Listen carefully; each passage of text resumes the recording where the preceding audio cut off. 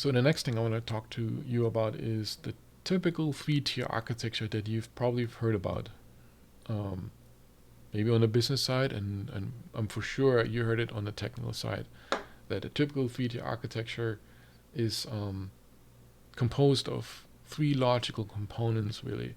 And the top one is usually the user interface. That's actually the application that the user will see. This could be a browser interface, a desktop application, a native desktop application. Don't forget those. By the way, that's another pet peeve of mine.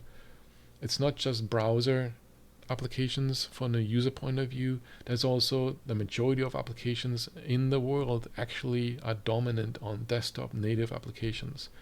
It's not mobile, it's not browser, it's desktop native applications. Those are very critical, especially on the business side of it. So keep that in mind. UI, not just on the mobile end, small screen, but primarily actually on desktop, communicating very commonly to services on the back end. And then, of course, the typical browser UI applications. But this is what the user will see, how they're interacting with your solution that you're building. And so typically in a three-tier, you have a backend, a middle tier, where you're housing your business logic, the business rules. And by that, I mean by the way, if I'm bouncing this on my ball here. It's better for my back, so I hope this is not distracting.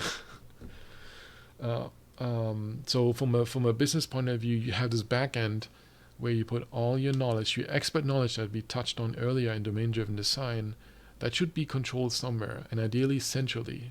Centrally controlling and maintaining business rules is also critical. This is one of the reasons why we have a three-tier architecture in the first place, to have that central point to go to when you need to maintain updates to those requirements. And at the very end, we have a data storage, typically your databases or database layer. Nothing really exciting here. So as you can see, you have a UI, business intelligence, and data storage in a three-tier environment. But this is not what we're going to dive into. This has been around for decades now, this kind of architecture, since the 90s, really. If you think about it, it's like, why do people talk about three-tier architecture? There are four-tier architectures, there are multi-tier architectures also. It's not just three-tier. What I mean by that is they have additional layers, 4, 5, or more. Really doesn't matter how many layers there are. The point is that why do you have a separate UI layer? Why do you have a separate business layer? And why do you have a separate data storage layer? It's that separation of concern that is buying you literally time and money. It's literally a cost saver when you're able to slice things up, especially the larger the systems, the more critical will be that you be able to divide things up into smaller pieces that you can digest and maintain efficiently. And there's so many topics to talk about this, but we don't have enough time here. But think about the why. Why is there a layer concept in the first place? It is so that you can potentially replace and for sure much better maintain a particular layer only without affecting the other layers in the system. So imagine I need to update my user interface with a mobile interface which I didn't have. And so I can add to this mobile interface to this three-tier or multi-layer architecture without much risk to affecting any of the other layers or an existing UI interface. And so it's buying you flexibility, replaceability, and maintainability when you have layers. So keep that in mind.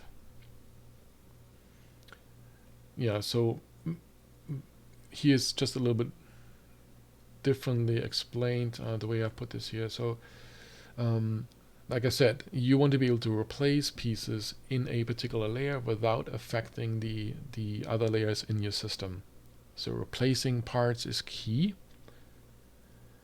The communication that you have between the layers is something that you need to pay close attention to. How can I replace a piece in that layer without affecting the underlying layer or the layer on top, either the layer below or the layer up top? So think of it that in a multi-tier architecture that there's communication going on because you need to pass information not just data, but actual information, the intelligence between those different layers that you need to deliver to your end users. And so these two red barriers that I have here for the communication part, I want to emphasize here is the interfaces that you will need to create between those layers are very critical.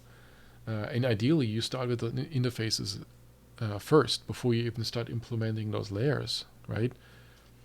Once you have those interfaces defined, then it's fairly straightforward to have different types of implementation inside that layer.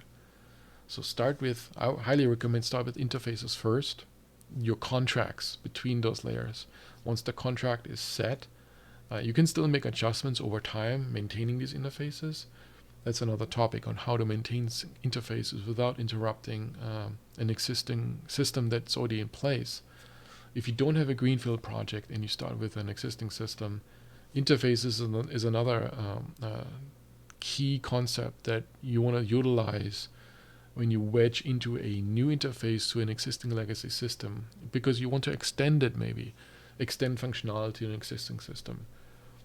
So I can't emphasize enough that the interfaces is your contract between those layers in a new or in an existing system.